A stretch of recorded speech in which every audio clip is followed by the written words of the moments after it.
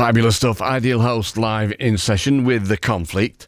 So, Heather, my little spies tell me that the band today turned up in 3 different cars. Now, just bear with me a minute. It took The Who 15 years to get to the stage where they couldn't bear the thought of travelling together. It took Ideal Host a matter of minutes by the look of it. What's going on there? Well, as Sean will tell you, this is a rather common occurrence. People work with me for short periods of time, and then, there's a reason why there were multiple drummers in my last band. Right, okay. No, the real reason for that, Mark, is that we're all slightly geographically spread. Uh-huh. Okay, and so... disorganised.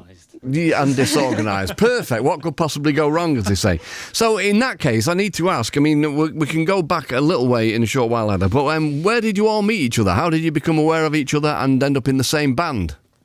So Tom and Dan are both fairly close to me. I'm in Nottingham now, and Sean and I were really, really keen to start doing something together again, despite Sean being in Liverpool at the time. So I knew of Tom through a really good friend of mine, and he also plays music with, I don't know if you remember Jack Gillis, who used to play in Omi Pallone, who is now my brother-in-law. So they play together.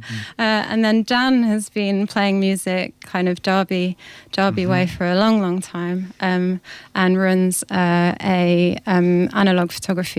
How do you refer to it, Dan? It's like I guess it's a film processing lab and a dark room called Make It Easy in Nottingham. But you came when you moved to Nottingham, you came in and we met, and almost immediately, this is just after Slowcoaches ended, and you were almost immediately saying, do you want to maybe do some music together?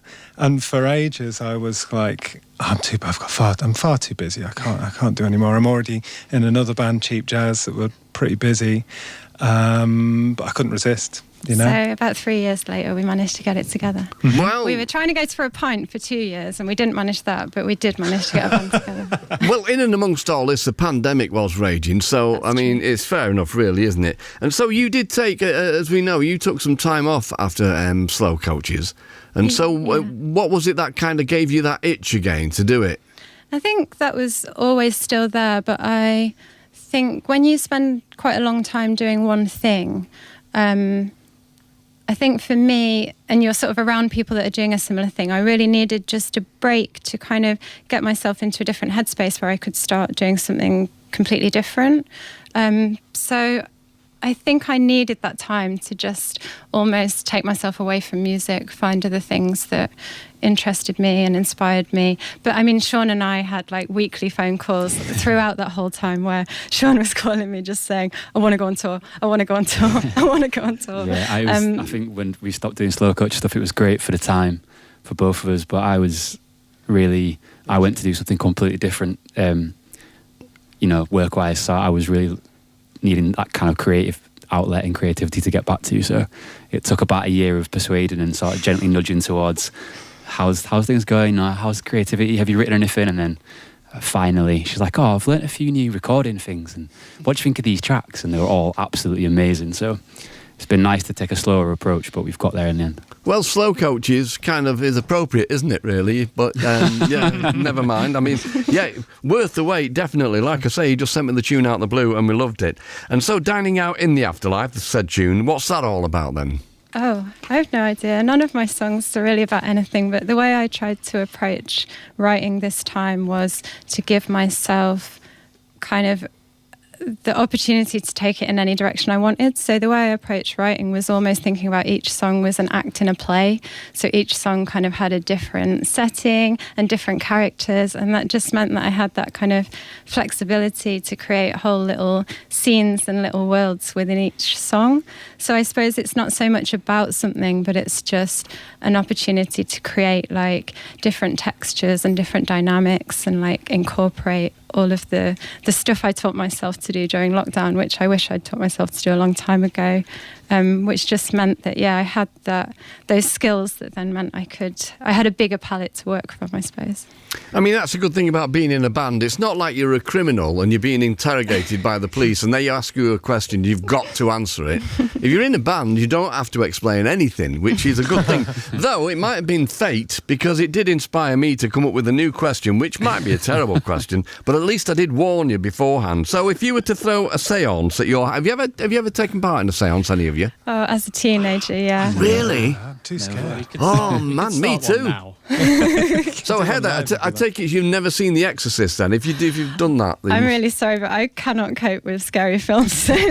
Hang on a minute. You can't cope with scary films which aren't real, and then you're going to put yourself in the thick of it all by doing a séance. You've just blown my mind, Heather. That might be where it stemmed from, like teenage sleepovers doing Ouija boards and... Oh, no. Oh, man, I couldn't go anywhere near that. Just Google Captain Howdy. Anyway, so I did ask you, which 3 celebrities would you invite to a séance at your house, and which celebrity who's passed away would you like to contact? And your answers, please. Well, we've had quite a lengthy discussion about this, but we unanimously agreed that the person we'd like to resurrect would be Prince. Yeah, I think of all the passed away celebrities, I mean, you've got to really, surely. He's the one, right? Yeah. Well, yeah, everybody will have their own favourite, I suppose, but he was an interesting character. I mean, there's a great story about Jar Wobble, who is the most wonderful man, and he was in Minneapolis playing, and he got invited to Prince's place. What's it called?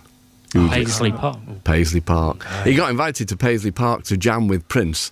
And so he said, no, I don't want to do that. I'll do it in a pub with you somewhere or in a bar. And so, as I understand it, they ended up doing it in a bar somewhere. But he wasn't actually aware of who Prince was. He thought he was Sylvester, who had Mighty Reel, the hit Mighty Reel. So you could ask him about that. He said, do you remember that night you spent playing guitar for Jar Wobble? So that's a good one. All right, who's going to be asking the questions with you then? Well, I mean, didn't we decide that, like, if you're resurrecting Prince, you're really going to start a party, right? So who do you want at that party? Right. And the answer is Cardi B. The answer's Cardi B first, obviously, because Prince and Cardi B in the same room at a party is going to be pretty wild. Yes, please. Well, I would imagine so if I knew who Cardi B was. Well, Michelle, I've just written down American rapper here, so that helps me out. Yeah, cool. It's worth a Google. All right, I will, definitely. And also, you've got Glenn Danzig. Yeah, that was my contribution. I mean, I feel like any séance needs to involve Danzig, surely. It doesn't work. So, can I ask you then, Heather, have you got a Misfits T-shirt? Oh, you know what? I don't think I do. But me and Jenny from Feature covered a couple of Misfits tunes. Slowcoaches covered a Misfits tune. Yeah, we did their Skulls. Yeah. Big Right, fans. okay. Well, you must be one of the few people in the Western Hemisphere who hasn't got a Misfits T-shirt, because they're just one of those bands who you never hear anywhere, and I'm not particularly a fan of what I've heard anyway, but there's so many T-shirts from Misfits knocking about, so that's fine. True. Yeah, and who else has got one more? I felt like so Brett Goldstein is a like British comedian and writer that he did a show called Ted Lasso, which I've been watching on rotation for the past 72 hours, and he also has a podcast where he like talks to celebrities and he like resurrects them from the dead. So I think he's the linchpin for a séance. I think he's got the shamanic skills to bring it all together. They give you a head start. That's good. Okay, well, I think as an experiment that worked. Fabulous. And so you haven't got any live dates lined up, have you?